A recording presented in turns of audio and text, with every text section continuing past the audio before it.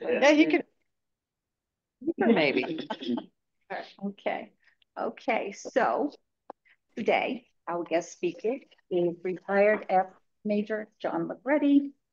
Johnny has spent 14 years in the U.S. military, and he's had an extensive career in intelligence. Among other responsibilities, he has been a troop commander for the Joint Cyber Operations, Director of Operations Technical Systems, Operator Special Intelligence Detachment at Bagram Airfield in Afghanistan. And today he's going to speak to the operation and running of drones. And so now I turn it over to you, John. Welcome and thank you for taking the time to come up and speak. Thank you. Great. Thank you you. guys so much for having me. I'm very excited to be here and to have this discussion with everybody. Really quick, and anybody in the chat too, you can answer this in the chat. How many of you know nothing about drones besides what you see on the news or maybe a TV show or a movie? Okay, perfect. I asked that because that's what we're here for. So please pick my brain. I'm not one of those types that's going to want to talk at everybody all day and then wait for questions. I want this to be a discussion so that whatever questions you do have, we can discuss, and whatever I know about it, I can talk to you guys about it as well. So I actually used to brief a lot of colonels and generals on the drone support that we were doing, the operations, and they knew nothing about them either, and they were the ones making the decisions on them. So Wow. I assure you, any question you might have that you think is stupid or silly, they already asked them. So you guys feel free to ask, fire away, whatever you guys need. And you can, again, put them in the chat, raise your hand in the chat, and I'll click on you as well, and we can have the discussion about it. Now, real quick, Thomas asked, can drones be down with the EMP? Some can probably. I don't know. What? Maybe you need to explain the question. EMP. I gotta remember the acronym. It's electromagnetic pulse. Yeah. Oh. Okay. Yep. So short answer is yes. Some of them absolutely can be. I don't know enough about EMP and the technicalities behind it, the specifics behind it, but they do have the capability to do that to a lot of technology. Most of the technology that they can down through the pulses are sort of lower end technology, older stuff. But we still use a lot of technology in the civilian world and in the military and government that's still kind of outdated as well. So it's technically possible. It's probably lower probability though, but it is possible. Yeah. I'm gonna pop up You mean to do slides real yeah, quick. you mean to share? Here, I'm gonna get you to hit share and then hit that. And then hit share. Perfect. Thank you. Yeah. And then I don't know if you want to hit that one down here, which is like the that. Yeah, I wanna 1 second, guys. I want to make sure that you guys can see my screen, but also I can see your questions too. Oh. I'm gonna put the chat up here so I can kind of call up questions. That'd be great. Thank you so much. Because I don't want to miss any of your questions or inputs or anything like that. He's got some question, a big question there. So The unidentified aircraft swarming from sea to air off San Diego. Oh yeah, Nancy. Nancy. I don't know the specifics on that in particular. I do know that a lot of the most recent drone activity over the past several months that has been on in the news, that was a quote unquote modern mystery and we didn't know what it was. Most of those, if not all of them, most of them were government military exercises, training, testing out new technologies. Being that they're in San Diego, which is the home of most of the SEAL team training for the Navy SEALs, they also have the Navy has a pretty big technological component. I would not be surprised if that's more government testing exercises, things like that. So I can't speak to it. Don't quote me on that specifically, but if I were to venture a guess because of the trends lately, I would say that's what it was. Helen asks, do drones make a noise? One did in one of my books. Yes, they do. So I could speak a lot more on the military drones for that. They do make a noise. In fact, we have to adjust our flight path and the distance from whoever we're surveilling or going after so that they don't hear us. Wow. The smaller drones, much tougher to hear, but they're still using motors, fans, rotaries of some sort. So you can even think of the very small ones. If you guys have ever used or seen people use those little hand fans when it gets hot out, they use at least 4 or 5 of those on the smaller drones. So you're going to hear it a little bit. So they do make a sound. They're not. I don't think there's any vehicle out there, area vehicle that we have in our fleets that is completely silent. So we had to account for that for sure. Yeah. So there's no further questions. I'm going to press on here. I only have a few slides just for reference, but again, it's just so you guys can see some visuals of the different drones that are out there to kind of get a better understanding of what we're talking about. This is just the stuff I'm going to be discussing. I don't have much to say about myself that was not already said in the intro, but the big piece on this slide here is that I worked 4 years. Now, this is back in 2012 to 2016, but it was 4 years straight of being an intelligence analyst supporting military drone operations daily from South Dakota. I put this picture here real quick as sort of just to show you guys that this was in Afghanistan and to find silly, unique ways to kind of lighten the load of the burden we were dealing with out there.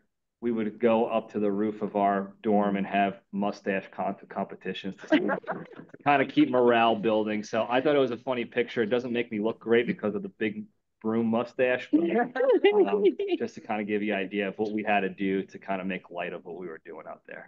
Can I ask a quick question about the when you say that you're in South Dakota for those years, yes, doing intelligence work, but the drone images were coming from Afghanistan, or where were the drone images? Yeah, so I'm gonna pop over here. The drone themselves were physically over. Okay. So a lot of the stuff I did when I was in South Dakota, a lot of the operations we supported were Afghanistan. There was Iraq, there was Somalia, there was some other places that I can't really talk about. But the physical drones themselves, the one that you see on the screen now, that's the specific looking drone that I supported, and that was physically overseas. So we had a lot in Afghanistan that would take off and land there. We had a lot in Iraq, and we had a lot in some other places. And they would operate out of there. So basically, go ahead. What is that one called? What's the name of that big drone? This drone right here, both of the pictures are the same one. That's called the MQ-9 Reaper. Now, if you look that up online, you can look up MQ-9 Reaper drone. It'll still probably pop up. But the technical term for most of the remote aircraft that the military uses are called remotely piloted aircraft, RPAs, or unmanned aerial vehicles, UAVs. Now, the reason for that is because this was one of those ego hot topics back in the day, because drones technically were vehicles either on the ground or in the air that had a computer program in them, and you click the launch on the computer program, and the program flew that robotic flight path, and nobody else controlled it from there. And then it was for training and exercise purposes. And then the pilots of these RPAs didn't like to be associated with that. They wanted everyone to know that we fly these, so that's one of the military kind of ego things that we have for us. So so technically they're called RPAs, remotely piloted aircraft. So are drones used mostly for surveillance? For the military or for civilian? I'm talking military. I would say it's about 60-40, 70-30 on the surveillance side to operational mission side. And what does that mean? attacking targets, going after targets. So like bombs. yeah, so if you look at the top left picture on the slides, that Reaper is equipped with 4 missiles, 2 on each side, and the big blue thing on the left side of the aircraft, that's a bomb. Wow. That's crazy. Yeah. So you would be, I mean, you're guiding that to a. Our crew Target. is. Yeah. Okay. Yeah. So to kind of get into that, the right image on the right side of this slide, that's the cockpit that the pilot and the sensor operators, what they're called, they're the camera operator for the drone. So if you look at the left image again, on the drone on the MQ-9 Reaper, you see that little ball underneath the nose of the aircraft. Mhm. That's the camera. Oh. Now it's upside down, so it creates a little bit of difficulty for the camera operator to direct it all the time. So they have to get specific training on that, and that's mainly because that camera was built and created to actually be put on ground vehicles, on the top of tanks and ground vehicles, and they just repurposed them for the aircraft. So because of that, the technology and the gizmos inside the camera do funny things if you don't know exactly how to operate it. So that's why they had a dedicated camera operator for that. So it's like a gyro camera, right? Yes, exactly Right, that. okay. Yeah, and the gyros and the gimbals would get sort of quote unquote out of whack. Is the industry term. If you have a certain angle, so they need to be proficient in the correct angles and using the laser guidance to guide missiles and bombs accordingly and follow targets and stuff. So is there any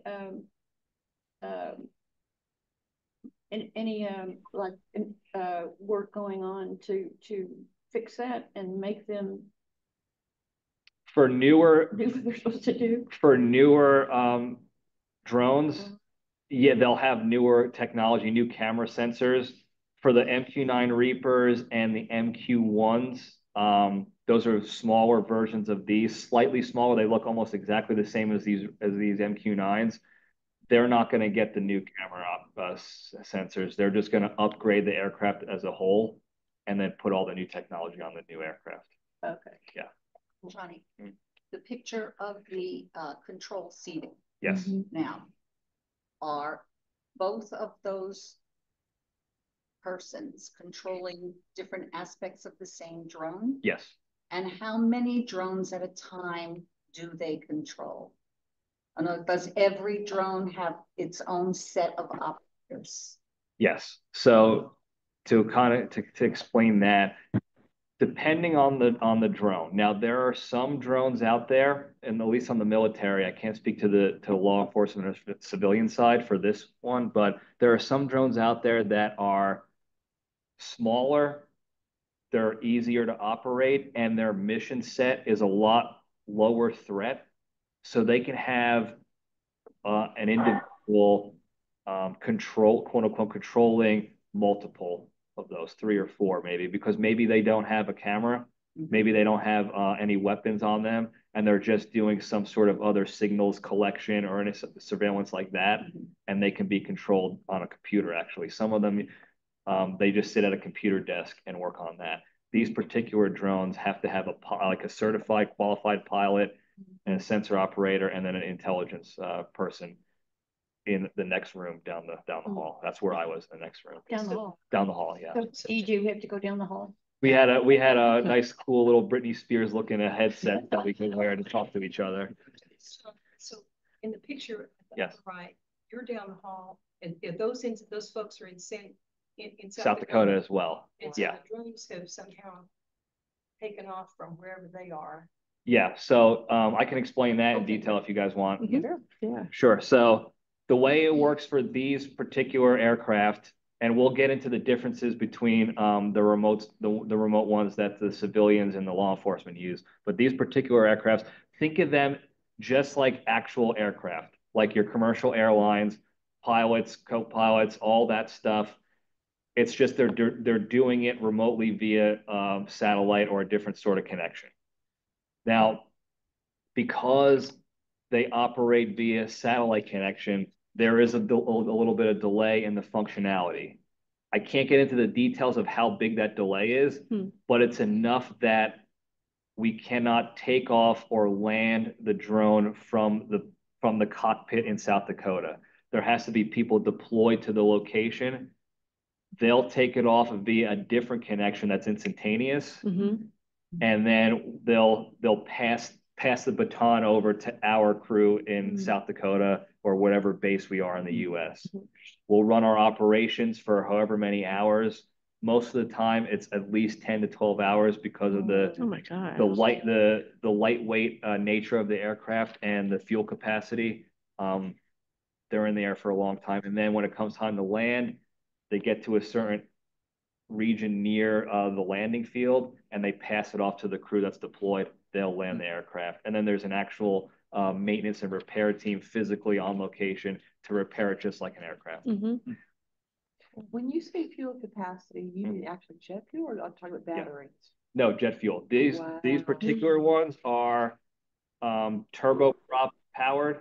So think of like a P-51 Mustang, just a newer version of that engine, and think of the same size of that too. So if you look in the middle image on the bottom here, you can see the human beings standing next to that drone.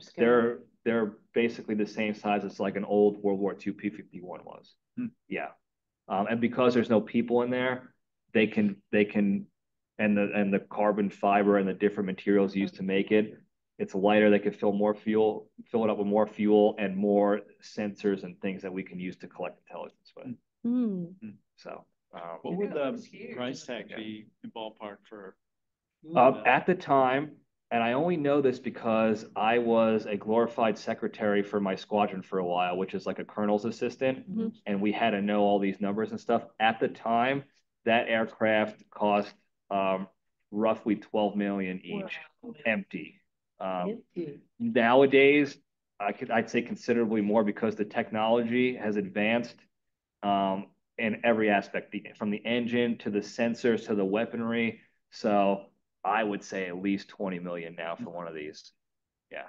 But compared to, let's say, an F-16 or an F-15, it's a fraction of the cost. Yeah.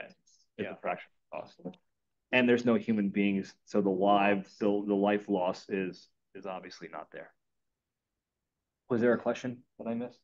I was trying to read Dave's, it says unless the electronics on board are, I'm not sure what that means. Radio hardened?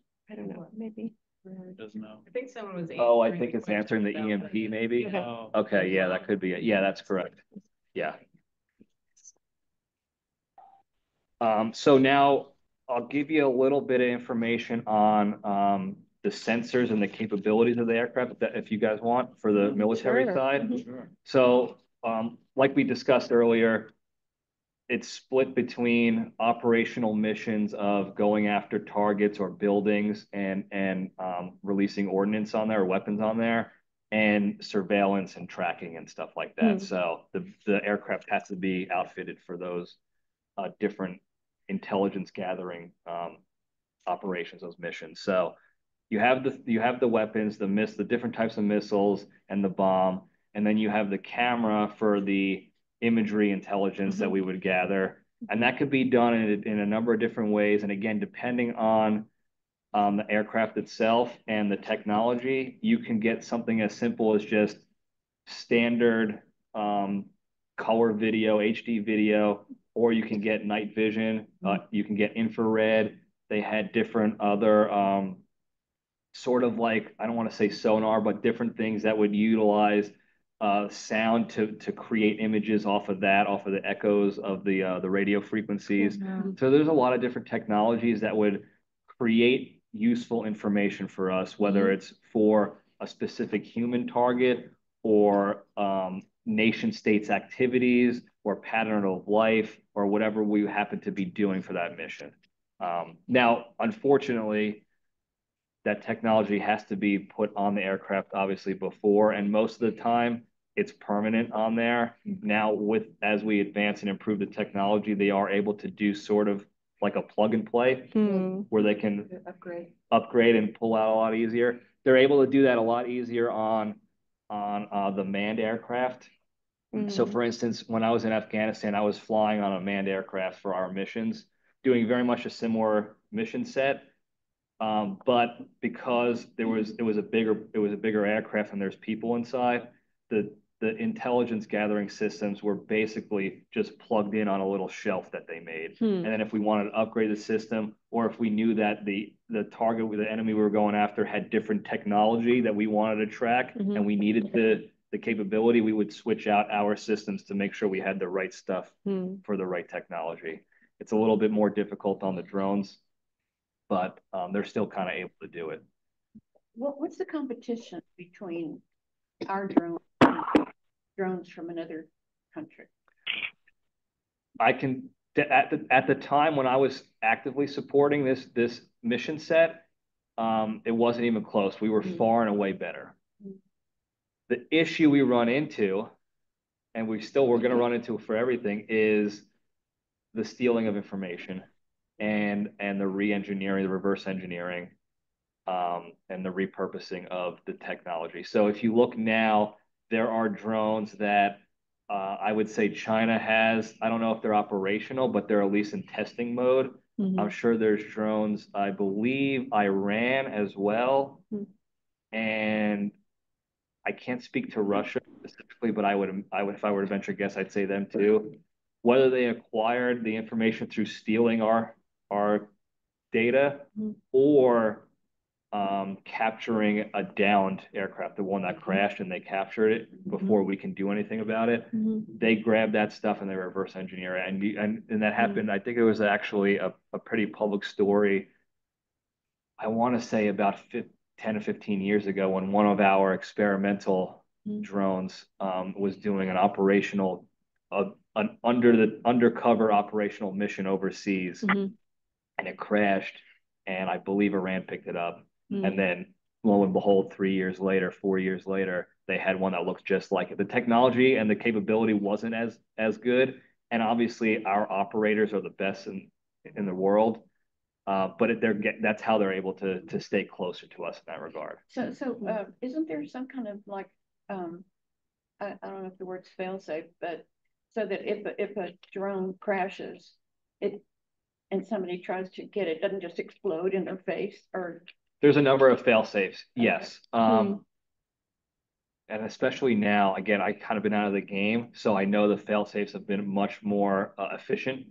But there are a number of fail safes that they have. First is the aircraft itself has a built-in like emergency autopilot. So if we lose connection for any reason, if something happens where we can't control it anymore, after a certain timeline, the aircraft picks up on that there's no feedback from the controller, and it turns on this program automatically, and it says, okay, you're going to automatically fly right back to where you came from. Wow. Which is great. Cool. Yeah. Right. It's great. It's actually happened to us a few times when I was in South Dakota. And actually, it's funny because it had nothing to do with anything going on in Afghanistan or Iraq or wherever we were.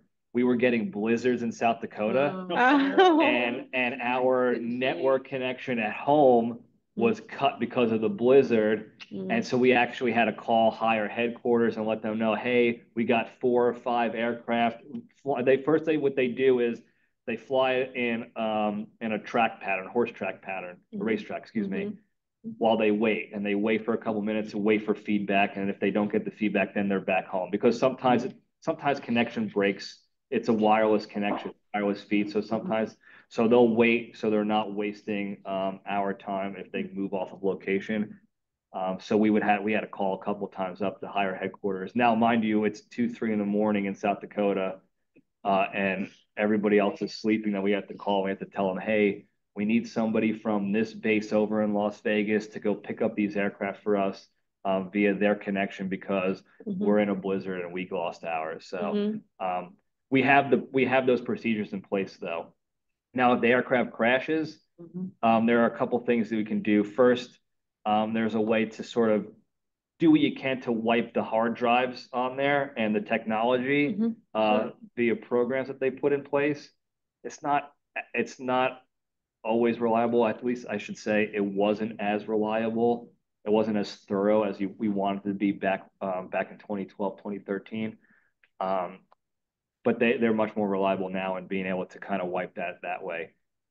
The other thing that they would do is if this crashed anywhere, they would, if it was outside of a urban area where there was no population, they would send in one of our manned aircraft, like a B-1 bomber or an F-16, F-15, and say, hey, blow it up.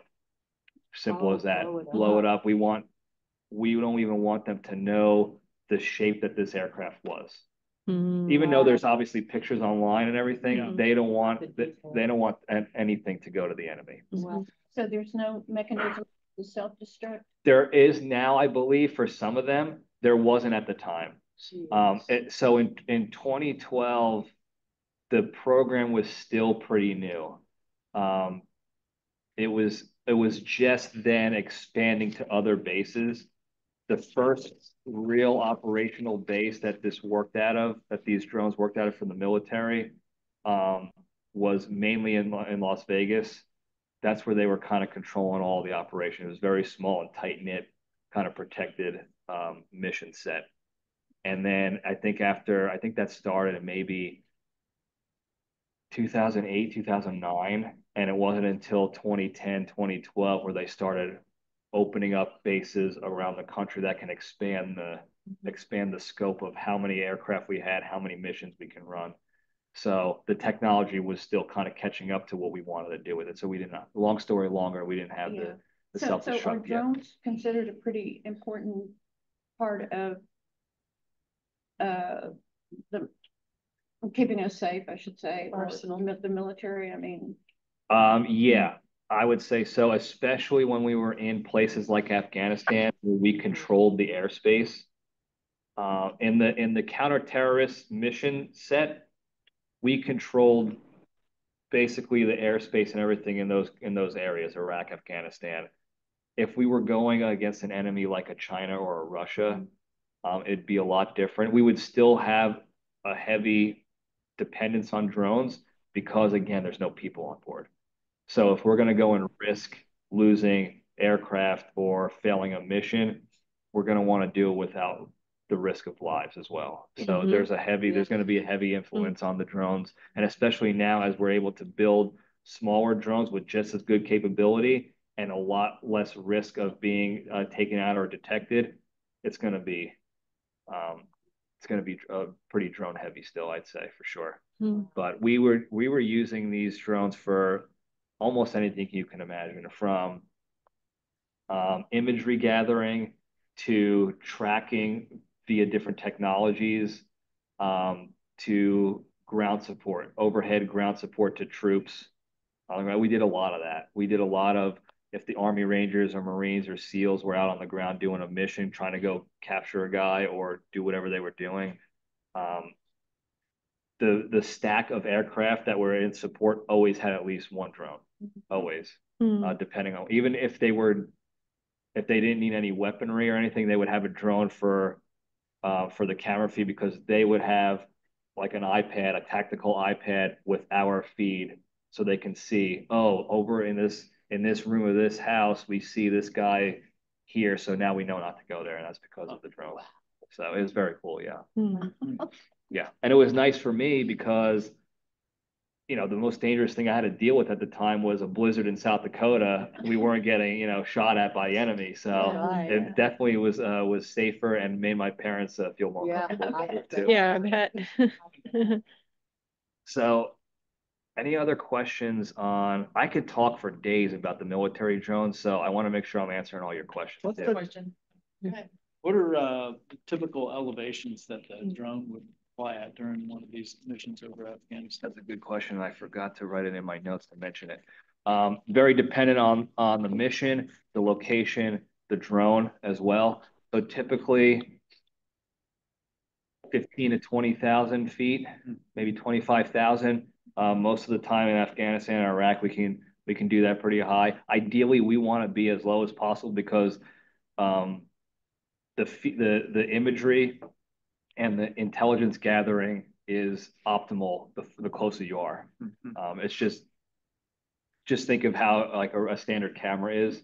The closer we are to the target, if you will, the better off, the better better definition is. So we want to be closer, but we would roughly stay about 10 to 20,000, probably closer to 20,000 feet up. And then because these drones were bigger and louder, we would roughly fly a pattern that was 3 to 5 miles away from the target set. I mean, so if you're looking, I don't know if you guys can see on screen here, but if you guys are looking here in the room, if this is the target in the middle, we would fly 3 to 5 mile radius around, or whatever specific track we had to fly for the technology and the intelligence we were gathering, because that was different depending on what we needed.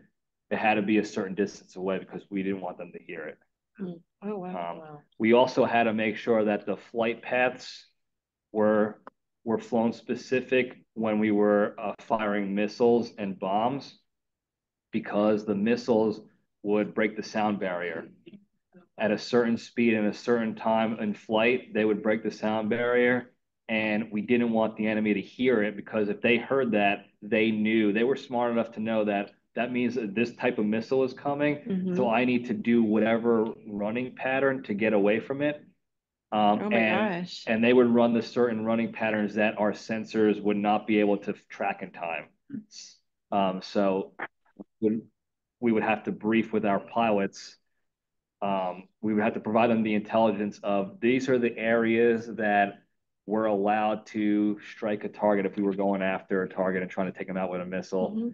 This is the flight path, probably like start from, because it's, away from the mountains. And then the pilot would come in with his information on, all right, this is the angle we had to dive at. This is how far before we're allowed to press like fire. And this is how close we should be so that they don't hear us coming. So there was a lot of considerations for even what seemed like the simplest thing, even if it came to camera angle. If somebody lived in a valley and we were trying to maintain a positive identification on that person, we would have to look to see where the mountain ranges were and how far away we were flying from them and how high we were to make sure that we weren't obstructing ourselves from that. So we did all that before we took the seat to take over for the mission. And a lot of that was just from a lot of previous intelligence and information gathering from previous missions. So we always use the information we gathered from previous flights. We just connected the dots to keep getting better for the future. So there was a lot that went into that. And kind of more specific to that, as an intelligence officer, is there a list of things when you're trying to identify a specific person? Like how, especially when you're looking, airborne down, how are you able to identify who that person is? Yeah, no, that's a great question. So I can tell you most of the way we identify. So before we would take the seat for a mission, more often than not, because these flights are so long, there's a number of crews that fly the same mission set, because we're only allowed to stay in the seat for the maximum 8 hours. If you need to fly for more than 8 hours, and this is manned aircraft and drones as well, if you need to fly more than 8 hours, you need to get an approval to do so. It's usually for important missions or emergency situations. So these things would be up there for 18 hours at a time. So you need to have 3-4 crews coming in. So we would have historic information on the particular target. This is a Taliban communications director. And we've been tracking this guy for years now. So this is what he looks like. This is what he wears on a day-to-day basis.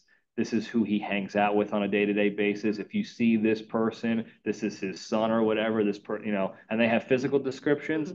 And then we have technological descriptions. And I'm not going to get too much into that, but we had technological descriptions to corroborate the visual. And if these 2 or 3 things all came together, then we had enough of a confirmation that this was who we were looking for, that the JAG officers, the lawyers in the military would approve, like, hey, this is enough to justify, this is, we're not just firing missiles willy-nilly or anything. This is enough to justify that this is the person we're trying to go after. So that information would come from cameras on the ground. I mean, somebody taking a picture of the person and. Not always. Sometimes, yeah. Not all the time though. It would a lot of time we just have good enough technology to get cameras from the air. We would have other ways of getting visual confirmation that I can't really get into too much. But we would have about, I would say, at least 3 to 4 pieces of information that confirmed the identity of the target and that was the person we were physically looking at. How many people are involved, would you say, in the decision whether or not to take, let's use Soleimani, okay? Use Soleimani, okay? It was a done deal. How many people would actually be involved in making that decision? Yes, it's him. Yes, that's where he is. Yes, go ahead. Yes, fire. So for higher up leadership against an enemy, like a Soleimani type, that's a little bit more in depth, a little bit a couple more steps that you have to take to confirm. First of all, that has to be approved ahead of time that we even want to do that. Most of the time with those leadership elements, those higher up leaderships, they'll have the drone missions just to gather intelligence and maintain a pattern of life of that individual, and just so that we know what this person's doing on a regular basis. A lot of times they're not trying to just kill that person because it becomes, we used to call it sort of like whack-a-mole. You just cut that guy down and then they put another person in.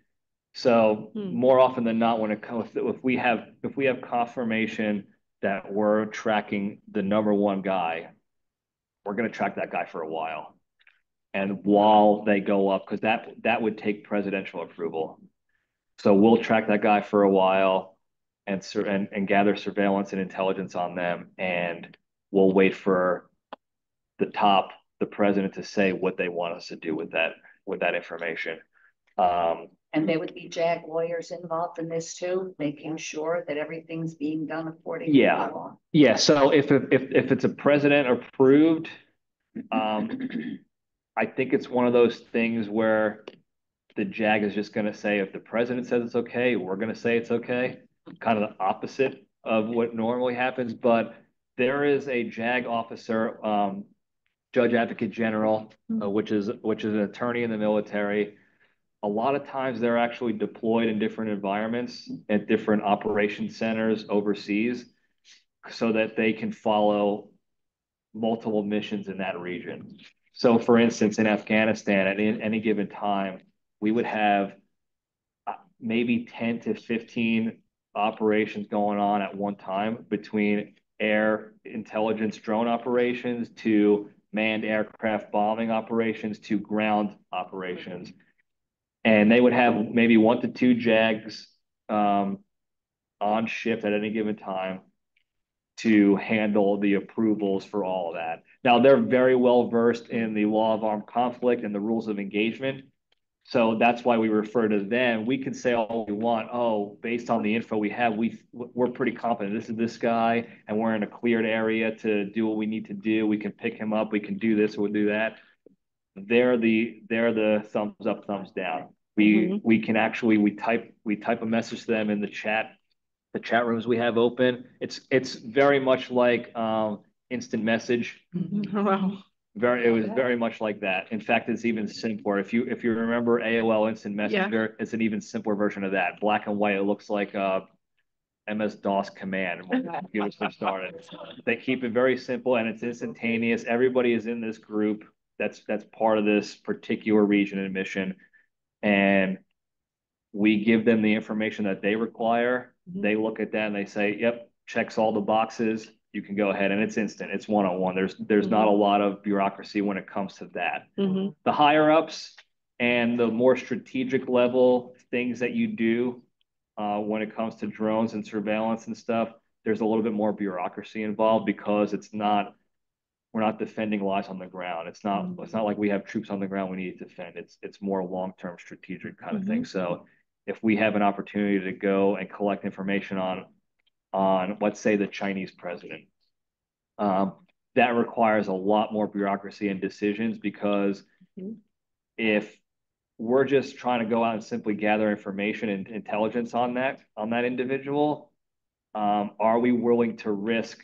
them finding out about it, and what is that going to do in the future? So they have to think about the strategic level implications of that. But when in combat, operational and the tactical stuff that we did on a regular basis, we send the information to the JAG, he looks it over real quick, yeah, go. And I'm talking instant. We would have to go after sometimes, and I don't want to get too much into it because I don't want to gore you out or anything like that. But there's 4 missiles on this drone plus a bomb, and we would always be when it came to weapons employment missions, not just surveillance or intelligence gathering missions. When it came to operational missions where we were trying to take out enemy targets, we would have multiple drones overhead, multiple manned aircraft. So there were many people that we needed approvals for instantaneously to go after. So they covered their bases a lot. There are a lot of times where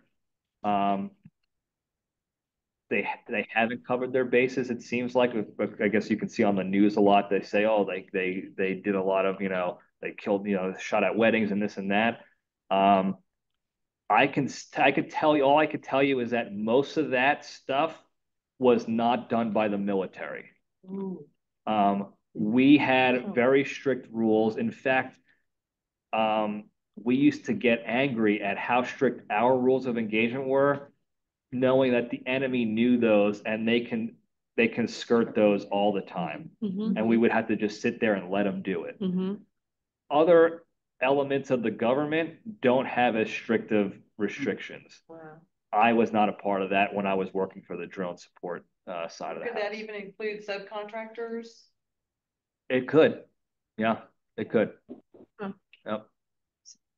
So John, if you have multiple drones working on a mission, how are they detected? How good are others at detecting our drones? How far away, how high? What do they use? The enemy we were going after at the time in Afghanistan, the Taliban, Al-Qaeda, ISIS, those types, even the Al-Qaeda elements in Africa, were not tracking that. If they didn't hear us, Then they know. yeah. Now some of the smarter ones would just live under the assumption that they were always being followed and tracked.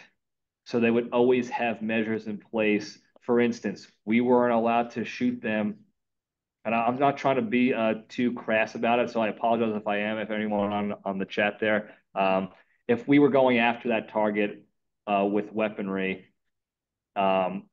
we couldn't do that if there was an individual with them that we didn't have confirmation of that they were also Al-Qaeda or Taliban, or if it was a woman or a child. Because they were collateral damage. So you just, Collateral you just damage. carry a kid around with you all the time. Right. Wow. So the Wow, higher that's up right. leadership would only go out in public outside of in the open with their wife and kids and use them as basically human shields. Yeah. Now, that's a huge decision to make, to put your child in that kind of risk. yeah. Now they would use it as like, this is for the greater good Yeah. kind of thing. And don't worry, they're not going to do anything. I mean, they kind of knew, at least on the military side, again, we weren't going to do anything. Yeah. There was also something they can do that we weren't allowed on the military side to go after anyone in Pakistan. So they would all hang out on the border. They had boats, they had tunnels. Yeah, we would actually, there was many times where we would have to go to the JAG and some other officials to find out where the actual line of demarcation is in the river between Afghanistan and Pakistan, so we can get to the boat before it hit that line. Because that's what they would do. They would live in Pakistan and hide in Pakistan, and then when they had to take care of business, they would hop over very quickly to Afghanistan, take care of the business, and then go over to Pakistan. And they did that, and they did that for decades until, and that's why they were able to actually get so many Taliban and Al Qaeda members back into Afghanistan immediately when we pulled out, is because they were just literally sitting on the other side of the fence, just waiting us out because they knew we couldn't do anything. Well, you say you couldn't do anything, and that's because, well, America, we don't do that sort of thing. You know, we don't shoot children, and you know, we don't shoot innocent people unless, I mean, you know, it's by mistake. Right. But is that still true? So the military we had military government agreements with the different countries. We had our own Geneva Convention, law of armed conflict and rules of engagement on the military side. I can't speak to the other agencies, unfortunately. I can only speak to my time working in the Air Force and the military. Our self-imposed rules of engagement that we had for ourselves in the Department of Defense and through the Geneva Convention, as well as agreements we had with different nations, that dictated what our left and right limits were, what we can do with our drones. Now, when you say other agencies may not have had the same restrictions, what other agencies are you talking about? If you think of the other three-letter agencies in the government, they had. It starts with a C. They had different rules. They just operated under different rules. They operate legally under different titles and laws already. So I'll give you a quick example that I can speak about. I did a lot of time. I supported the NSA, the FBI, the CIA all throughout my time in the military. A lot of it was civilian clothes kind of job stuff in-house. The FBI falls under Title 18 of what they're allowed to do in their government regulations, which is very different than what we had to do in the military, which was Title 32 or Title 10 operations. Now, the specifics are they're all unclassified. You can look them up. I just don't remember them all off the top of my head, but they just had very different restrictions and allowances that we were allowed to operate in. The NSA operates in what's called Title 50 operations, which is more geared towards specific approvals and restrictions when it comes to technical surveillance and intelligence gathering in the cyberspace world. So each agency has its own set of rules and approvals. And the military was under Title 10, which is pretty restrictive when it comes to stuff like this, what we can do with drones. So, but ultimately for all of those agencies and for you as well, if the president says do it, all of those rules go by the wayside? Depending on the situation, yeah. Because he's the commander in chief. Yeah, now there is obviously still that, there's still that that whole, if this is an unlawful order, we have the right to refuse. Unfortunately, the way reality kind of works is you get put into this sort of, oh, I don't want to go against my boss because then I won't be able to have a good, steady career, and you know, I'll get blacklisted or whatever. So there is still, unfortunately, that reality of the human factor of it all. But there is still technically, if it's an unlawful order like that, you have the right to push back and say no. It's really technically your duty to. But I have seen people not exercise their duty, unfortunately. So there's some things that you said that you can't really talk about as far as, you know, substantiating who someone is. And is that something that you could say you saw improve at the time that you were there, the ability to identify people? And on TV shows, it talks about facial recognition. Is that something that you could say y'all use? Yeah, we've used that in the past, actually. More of the facial recognition stuff was done on the ground to confirm we took out a target. It was mostly like they looked like iPads that you just kind of put over an individual's face to kind of confirm. We didn't use that much in the air just because the fidelity, there's just too much distance between where we were and where I should have found some Google images of some overhead feeds to kind of give you a better idea. They're very good now, Hmm. but they're still basically stick figures, very high quality stick figures in the ground. You're not going to be able to get eye color and stuff like that still, but they were able to do that. Yeah. And it, depending again on the mission, if we were supporting a ground team, they might be able to have the facial recognition. They might be able to be close enough to be like, we have the sensor up and it's okay. Yeah, something like that. Take your picture. Right. So, or we would have other, there was those means that if there was people on the ground, they had different capabilities and technology to use to help corroborate what we were seeing in the air. So it was a big time team effort for sure. Johnny, to get back to the operational with the drones. Yeah. Did you have anything to do with actually gathering data and weather data, cloud, you hear all about this cloud seeding now. Do you know anything about that? And were they able to use drones? Not at the time. No.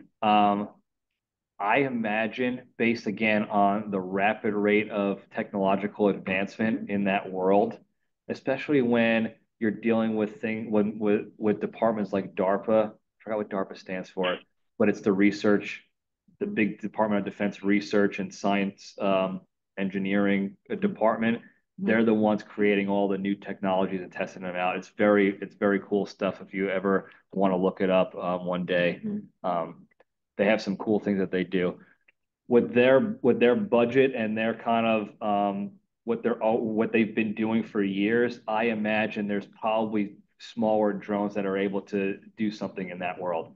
At the time, no, definitely not. No. And But what even- did you, I'm I'm sorry, I just didn't understand. What did you say, like clouds? Yes, the cloud seeding. Oh, Okay. cloud seeding. Cloud seeding, Okay, okay. And, but when you were in Afghanistan on mission in the air, okay, could you gather that kind of data? I'm thinking, what I'm thinking of? We all know about, it's very romanticized, the tornado, the storm chasers. Yes. Yeah. Yes. Okay, Mhm. so, did you We any of that? And my other question with that is, how did you coordinate? Did you have to coordinate with air traffic control? I mean, you have all of these drones up there. Okay, No, great you have question. Commercial airlines, you have military airlines. Yeah, that's a really good question. I actually have more information on that because I did a flying mission set when I was in Afghanistan as well. So on the weather side and to be able to gather intelligence, the drones, we were not able to do that. Okay. There are drones that I'm sure had the capability to, but the specific ones that I supported, the MQ-9 Reapers, we did not have the systems on there. We were strictly intelligence capabilities for people on the ground. There was other aircraft and other systems that had the ability to do that, but that was not part of our mission set. So they didn't care enough to equip us with that technology. So In my perception is that in Ukraine, unlike perhaps in Afghanistan, where you were in operations, both sides have drone technology. Yep. And so how does that, from your position, how does that change change the game. the game? A lot. Actually, I'm trying to remember how many years ago. I think it was right after the Ukraine-Russia thing kicked off. I believe it was a Russian drone crashed into one of our drones while we were up there. Wow. And this actually kind of goes into the air traffic control question that you had, Francine. The enemy doesn't have to follow any of the rules that we follow if they don't want to. That's just the nature of war, unfortunately. We try to do it as morally and ethically as possible to minimize, casualties and to be good stewards of the people who are around, the collateral nations and people around. The enemy doesn't have to care about any of that, and most of the time they don't. So we don't know unless we also have, which we do now, have systems or aircraft up specifically to focus on let's see if we could pick up anything on our radars that's not ours. We have situational awareness of all our aircraft and drones and manned aircraft in the air at all times. We have our radars, we have our computer technologies that we have on the aircraft, the tracking, so we can see the big picture, who's flying where and what theater, what region. We don't have that for the enemy. There's other aircraft and there's other units in the military whose specific mission is to try to track that as best they can and report back to us. But we don't necessarily always have a visual feed of that up there. Mm. So that's why things like that crash, the Russian drone was behind us and they didn't do it they weren't trying to hit. They didn't have our whereabouts either. We didn't know they were there. Right. Mainly because they don't have the technology as well. And their aircraft pilots are not as skilled to be able to see it on the feed and be able to do something about it. So they just hit. But it definitely changes the game. It's a consideration that we were blessed with not having to worry about in Afghanistan and Iraq when it came to, if we had to pick a way to conduct combat and war, if you will, that's the way you want to do it. Complete air superiority, control of the airspace. Nobody else is going to be up there. Also, they don't know, most of them don't even know that we're up there. So they don't have the ability to try and shoot you down either. They didn't. No, they didn't even have the strategic air missiles that Russia, China, North Korea, Iran all have. That's another thing about air superiority is we can fly in and out of Afghanistan. Even now, we can still fly in and out of Afghanistan. And it wouldn't be right because we follow air traffic guidance, but we can do it. No one's going to do anything to us. If we do that in China or Russia, if we get close, they have strategic air missile systems, very robust and very capable systems. That is one thing that they are good at, is those defense missiles that are on the ground that do automatic tracking. And most of the training that pilots go through, besides emergency procedures, is evasive maneuvering from those systems, because they do have the ability to do that. So it's a different animal if we were to go to an all-out hot war against a Russia or a China, because even though we have more capable militaries overall, what we're best at would be diminished because we wouldn't have full air superiority like that. So, John, thinking about Pacific, is the Air Force wouldn't be there with drones, would they? Or would they have to be from the Philippines, or would the Navy does the Navy have the same kind of drone capability? It's very similar, yeah. I would think of it as the military in general when it comes to the drones, because while the Air Force has its specific types of drones and things like that, and has its own mission sets, the Army also has most of the same drones for their specific mission sets. And so does the Navy and the Marines. We all do that. It's one of those things where on paper, it seems like, oh, if it's in the air, it should be the Air Force. Got it, makes sense. And if it's on the ground, it should be the Army. If it's in the water, it should be the Navy.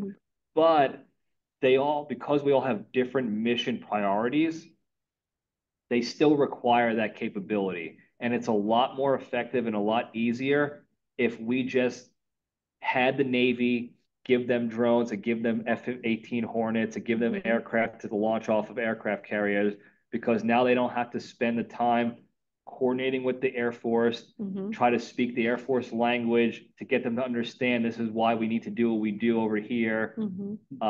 It's just kind of out the middle, man. Now, again, there's that sort of ego thing of like, well, we don't want to give up our drones and our aircraft to the Navy or the Army. I mean, Army has pilots too. The Army has actual fixed wing aircraft and rotary aircraft that they fly, plus drones as well. So there's a lot of the ego infighting, but at the end of the day, we all have the same stuff, just for different things. So in the Pacific, for instance, the Navy can absolutely conduct that stuff if need be. On the drone specific side, for these bigger drones that are on the screen here, The Air Force still kind of runs that for the most part. We have the capability. I mean, we have bases in Korea and Japan. We have bases in Guam and the Philippines, and all that area. So we've been there. I've physically supported missions, drone operations in the Philippines area before. So we have the capability, and most of the time on the drone side specifically, it'll be Air Force. But long story again, longer. The Navy has their own smaller version if they need to. The Army has their own. The Army was the first people to actually have the drones. They had like a hand tossed mini remote control kind of aircraft that Wow. they had like so to kind of get good surveillance of an enemy position down the way. So I was writing a book that had a character and it was based on someone like you. How realistic would it be that coming from your background, you're retired with your skill set, that you would then go into private sector security drone surveillance? Is that a thing? it's actually more common than not. If Okay. anything, I am sort of I guess the black sheep in that regard because I have a part-time job that does some government contracting, but that's staff paperwork contracting. That's policy and editing of documents. It is most of the people I know on the intelligence side of the house will get out of their military position and fall right into either a government civilian position doing that for a different agency or a contractor position. It's funny you say that because when I was deployed in Afghanistan on our aircraft mission, we had the same intelligence and camera operation capabilities on that manned aircraft.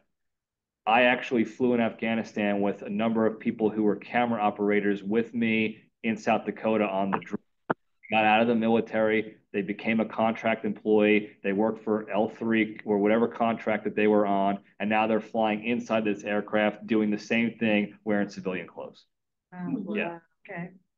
So as far as air traffic control goes, short answer is we follow the standard air traffic controls that everybody else does. The smaller drones don't, and I'll kind of talk about that a little bit more on the civilian law enforcement side when I change slides here real quick. But these military drones and the bigger ones and the agency ones, we're all talking to air traffic control. Now, if you're flying in the US, which is what a lot of people are doing with the training and stuff, they're speaking with their tower on their base that they're launching from, that they're taking off from, and then they're talking to regular FAA air traffic. Over. Somebody's phone's ringing. Got it. Oh, yes, that's what DARPA stands for, Defense Advanced Projects. I think Dave said that. Yeah, great. Thank you, Dave. Thank you, David. Overseas, again, because we were lucky enough to have the air picture kind of taken over, we had military air traffic controllers who, behind the scenes, they were working with overseas foreign air traffic. They generally have the same rules. The FAA works with them. They all kind of have similar rules because on the commercial side of flying, they're flying over here, we're flying over there. So there has to be at least a baseline foundation we all follow.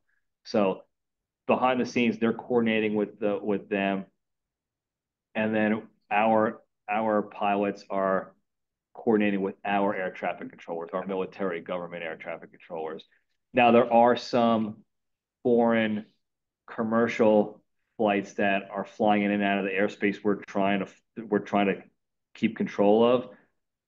They'll also talk to our air traffic controllers. They kind of treat them as worldwide air traffic control, so that, again, so there was all the same kind of baseline that everyone's understanding who's controlling what regions of the European or Asian areas. And then, again, our air traffic controllers on the military side are trained to, quote unquote, deal with or navigate the foreign commercial airlines that are flying in those regions, because there's a lot of Qatar Airlines, I think it's called. There's a lot of Asian commercial airlines that are flying across around Afghanistan area in the Middle East, because China is pretty, China's close right there. It's to the northeast there. So they're taking care of that for us. We only talk to our controllers on the government military side, but those controllers are talking to us and other aircraft and other controllers to kind of make sure it all meshes together. So it translates over to us. Everything's normal operations for us. We don't see what all goes in, the ins and outs of what they have to do to maintain that control. So it's a lot. I'd like to see you go to the civilian side, because yeah, I don't want us to run out of time. No, you're good. And luckily for you guys, it's more of a question mark for me on the civilian law enforcement side, because I haven't been actively working with them. But these right now, I'll go very quickly here. This is basically the majority of what you're going to see on the civilian law enforcement side when it comes to drones. So as you can see, vastly different in appearance and capabilities than the military side. Vastly different roles and priorities and missions for the law enforcement and the civilian.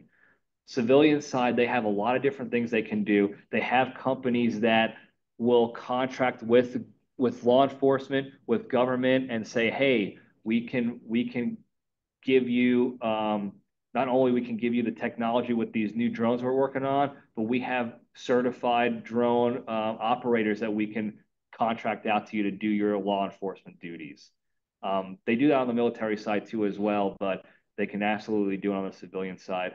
One of the main differences between civilian drones and military drones is, as you can see, civilian drones are essentially, I'm not trying to diminish them at all, because they are very capable and I really like them. I really enjoy them.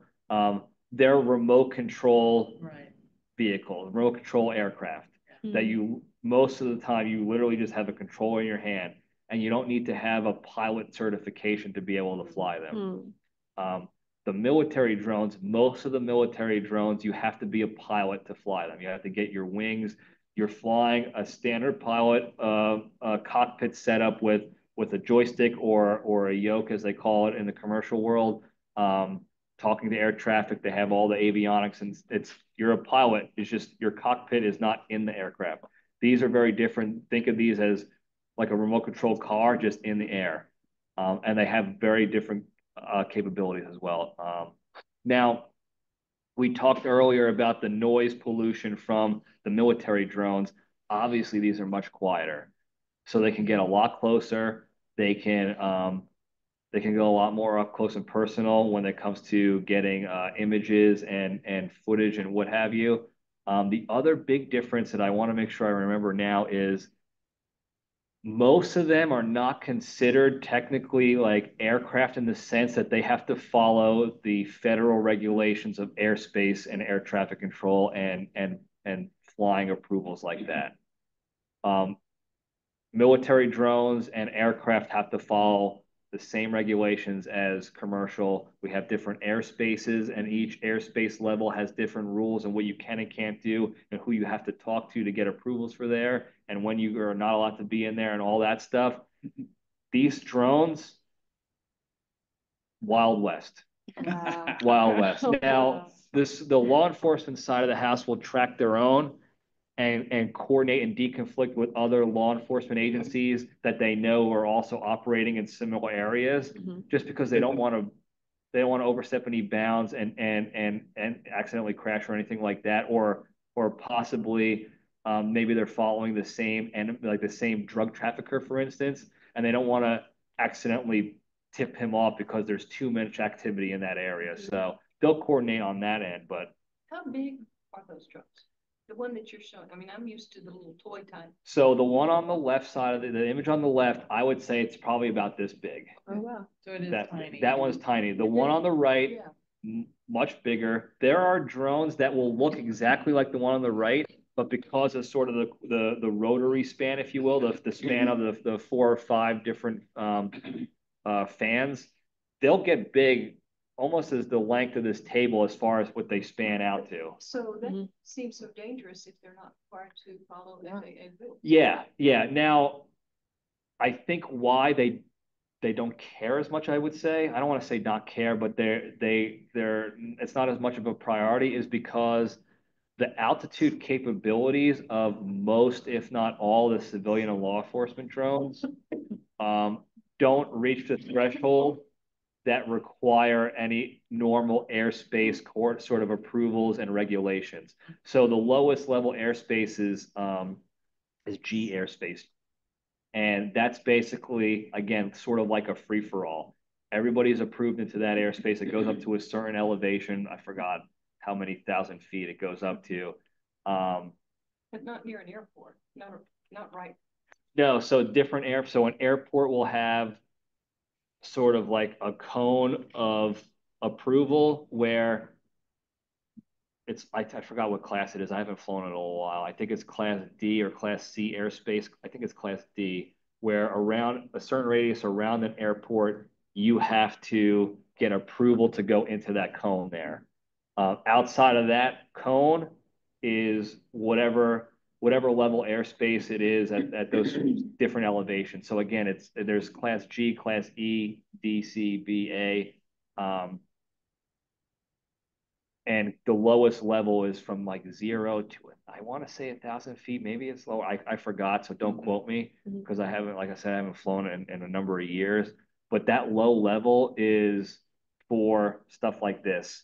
Helicopters operate a lot in that space because if you operate in a higher level airspace, you're required to fly certain flight paths.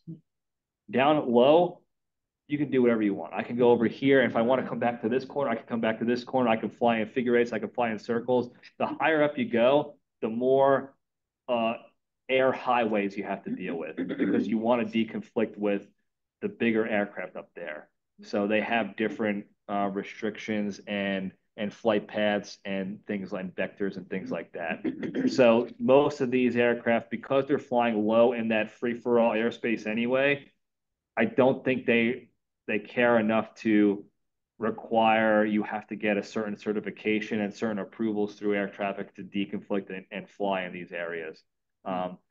It's good for the most part for them because they're not, most of the time, they're not really bothering anybody. It's just hobbyists who are going out and, creating drone footage for their businesses or for weddings and stuff like that, or for sporting events.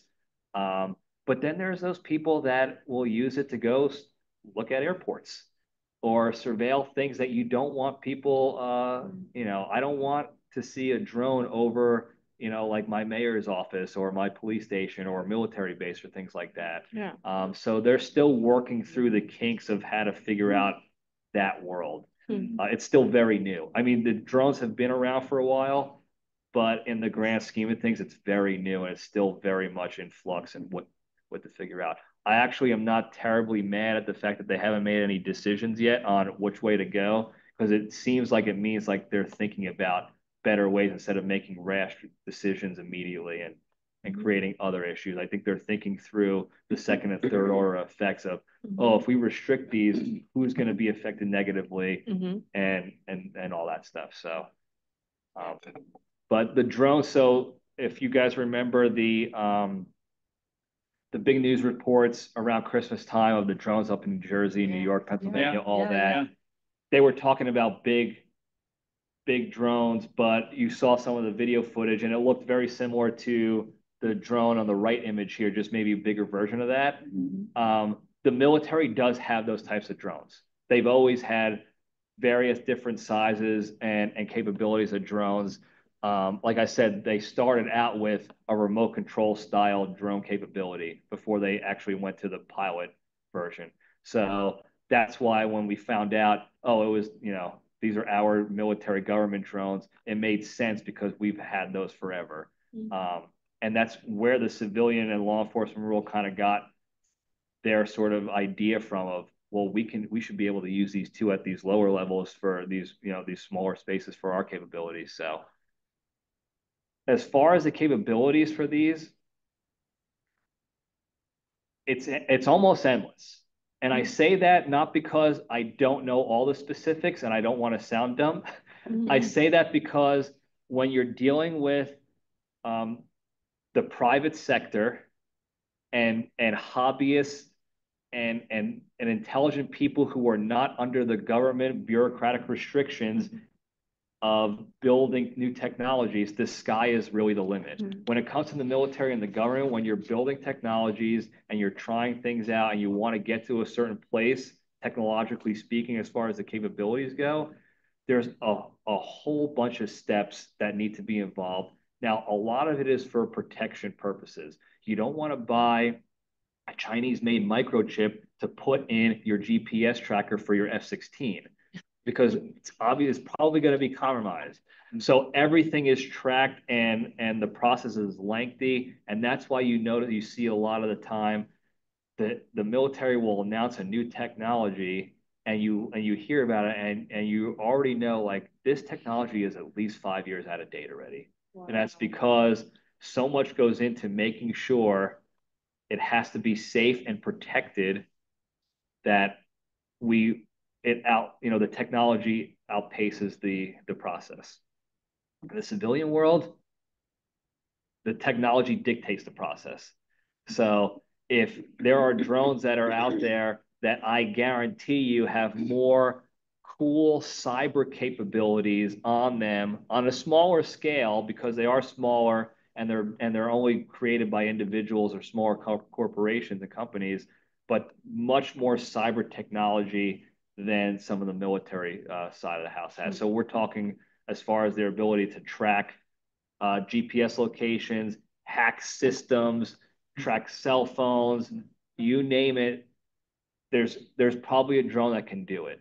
And you can actually think about it in the way of if there's an ability for me, if I was a computer hacker, to hack into the library's Wi-Fi system, and I could do it from a laptop, I bet you there's a way to do it from a drone. They just repurpose the technology to be able to stick it on a drone so that they can do it remotely, and then there's a lot of really great but also really scary technological advancements and capabilities out there that can easily be outfitted to civilian drones that I don't even know the half of yet.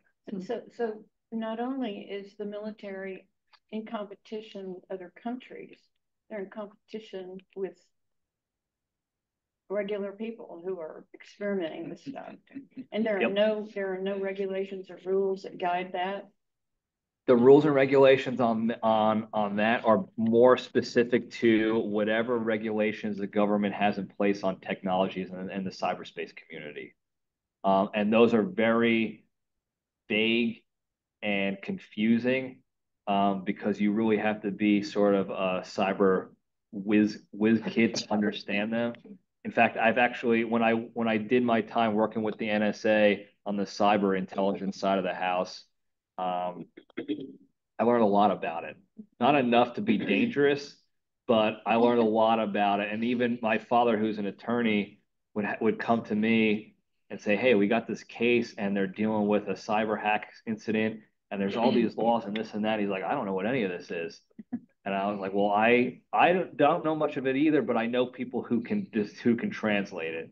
So they have their own regulations and restrictions. It's not a lot though, and it's very confusing to the point where if you have a really slick-tongued lawyer who knows enough about it, he can help defend that private company and say, well, by the letter of your law, they're doing it this way, so that means it's legal, and the government is never going to, the judges are never going to be able to fight it unless they have their own cyber translator, which most of the time they do. Oh, yeah. Yeah. Yeah, it's been like that for a long time, unfortunately. More to be worried about. Yeah, but there's a lot of capabilities that this. Thank you. There's a lot of capabilities the cyber or the civilian drones and the law enforcement drones have. They have capabilities that I know on the law enforcement side, even some of the other agencies like the DEA or the ATF, the ones that are going after, they're going after a different quote unquote enemy. They're not going after terrorists or nation state, combat type actors. They're going after drug traffickers, drug mules, human traffickers. So they have to have different capabilities to be able to detect stuff like that. So there are technologies out there that are able to, they call them sniffers, but it's not in the physical sense of smelling what drugs kind of smell like. They're using very smart, what's the word I'm thinking of? Scripts, computer scripts and code that identifies through different physical signatures of different parts of the area that they're able to detect this stuff in ways I can't even comprehend, or I can't even effectively communicate it out.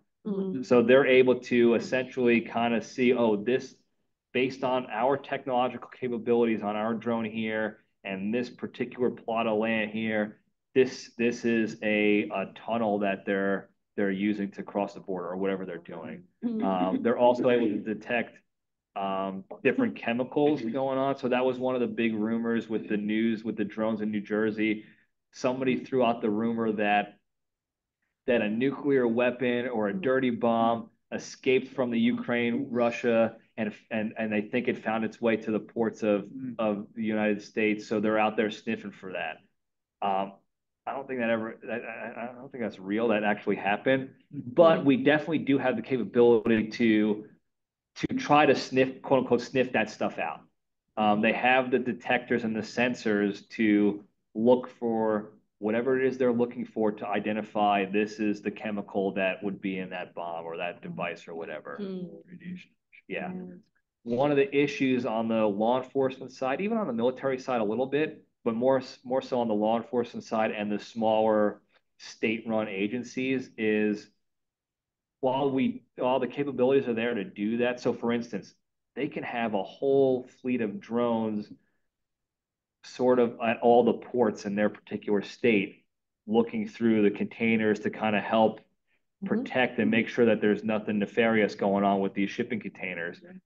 They don't have the budget, and they don't have enough trained people, and they don't have the people to support that level of surveillance and protection. It's one of those real unfortunate conundrums where we'd absolutely have the technological capability to be able to do that, but we don't have the people capability to support that grand scale of an effort.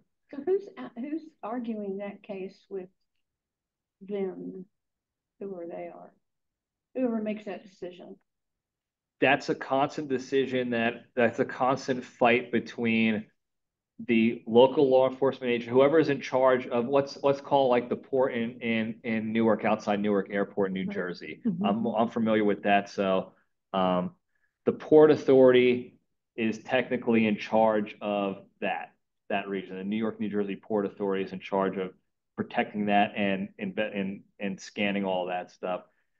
They have to be in an annual sort of fight for budget money and training money and people with the local law enforcement in that part of New Jersey, that whatever town that is, plus the New York local law enforcement and government body that's in that region, plus whatever federal agencies are also in that region. Basically what they do is they sit and they prioritize what is most important to them, and then they have a dogfight at this conference table about who's more important and why we need the money over them. And more often than not, it goes to either the loudest person in the room, or lately it's been going a lot to the stuff that's, I don't want to say cheaper, but for instance, cyber capabilities, building software programs, stuff internal to computers and the internet and infrastructure in that regard. Your dollar goes a lot longer, like a lot farther with supporting those efforts, because you can get, cyber professionals to build a lot of different programs. When you're talking about protection of a port with drones, you have to that's a lot more money to get physical drones built and the physical systems put on there, and then the physical training of the people to be able to operate those and all that stuff. So they look at it that way. So unfortunately, it comes down to dollars. Yeah. Well, I don't want to be the to spoil the party, but I don't want us to run too late. And, Yeah, I don't want to, like I Yeah. said, I could talk for hours and hours on this, but I don't want to keep you guys. I don't want to bore you to death. I do want to make sure anyone, your questions are answered and anything. So, Anybody have any other What, like, questions? one last question? You want to do one last question? do. Yeah, one last Yeah, question. go for it. I have two questions. Not related. One is, did you have a security clearance of some sort when you were working with? yeah, I still do actually. Okay. Technically, the part-time job I have, every once in a while, we might have to go into a classified facility. Mhm. So I have to keep my active clearance. So you still? I still have a top secret Oh. compartmented clearance. Okay. Yeah. Nice. All right, so here's the stupid question. Mhm. So, apparently we're capable of doing a lot of things that we actually, well, we may be doing, but we don't know we're doing it. I mean, okay. Y'all don't think I'm crazy. You're fine. I'm thinking of UFOs.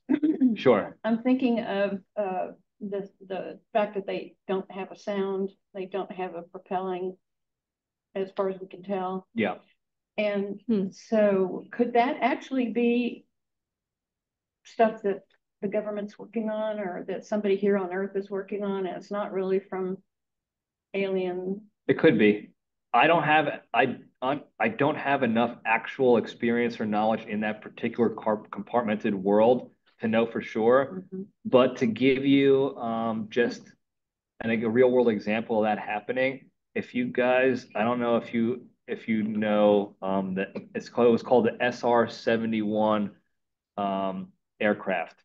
It was an intelligence gathering surveillance aircraft built by the military years ago. And it was the fastest, at the time, it was the fastest aircraft in the world. I'm sure you've seen it before. If you actually look at the picture, it's got a long black nose and fuselage, and then two giant black engines in the back, and it looks like a spaceship. Oh, wow. And what the military and the government does is they work with whatever company is bidding to build this. Boeing, Lockheed Martin, think of the aviation companies out there that have aircraft. They'll get a prototype built or a couple of them built, and they'll be running exercises. Now, at the time, that aircraft, when people saw it in the air, that was a UFO. That was an alien spacecraft. It was the most impressive, crazy thing you can ever possibly see at the time because it was going over 1,000 miles an hour. Wow. It was, and there's so many things about that aircraft that if you describe it, it's still classified, a lot of it, even though they decommissioned the aircraft and it's no longer operational with the military anyway. The things that if I could describe to you, you would sit there and be like, that's alien technology. That's alien. That's Wow. crazy. So there's an absolute possibility that some of the stuff out there that's seemingly unidentified is more so purposely unidentified because it's a new technology that maybe that we're working on, maybe a different country's working on. So maybe we don't know it, but another country might. So that's the big reason why they always say unidentified, is because not because they want everyone to get scared and think it's aliens. It's because it's either they want to keep our new technology quiet or they don't want to lead on that we have a beat on another country's technological advancements either. So if we kind of quote unquote play dumb, we'll be able to gather a little bit more information on those things, which is good for us in the long run. That's cool. So That's great. but Well, Yeah. hey, thank you so much, Those are Sean. great. guys, thank you so much again. I appreciate it. This was very fun. I hope you guys got some value out of it. Oh, yeah. That was awesome. For the people in the chat, if you do have any additional questions or you want to pick my brain at all in the future, anything you want to talk about military drone wise, anything that'll help you out if you're writing stories on this or novels on this, I'll have Francine provide my email address for you and phone number. Great. For anyone here in person, I have business cards in case you want them. Yeah. So feel free to pass them around. And again, anything you guys want, I'm around. I work remotely. I make my own hours right now. That's so great. I'll absolutely make time for you guys. Fantastic. Where do you live, John? I live in Houston right now. Wow. Yeah. So not very far at all. Yeah. That's great. My parents aren't happy about that because they're all in New Jersey in the Northeast. Oh. I'm here. Grant's here. The queen of the family is here, so, yeah. The matriarch. Thank you. Thank you so much. Very good. All right. All right, guys. Thank you. Thank you to everybody on Zoom. Everybody Thanks for being here. See you next time. Okay. Goodness.